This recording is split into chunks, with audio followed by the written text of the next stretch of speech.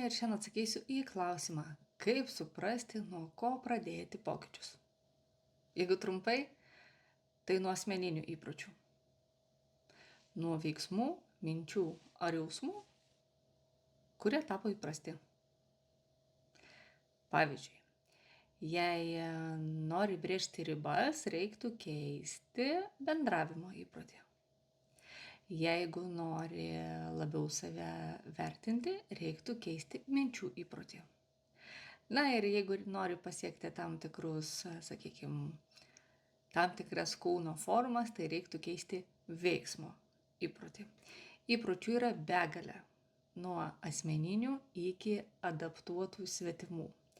Įpročiai gali būti sąmoningi ir pasąmoniniai. Įpročiai yra minčių, jausmų ir veiksmų įpročiai. Tai šitoje vietoje paprasčiausia turbūt būtų išsirinkti bent jau vieną įprotį, nuo kurio pradėtumėt.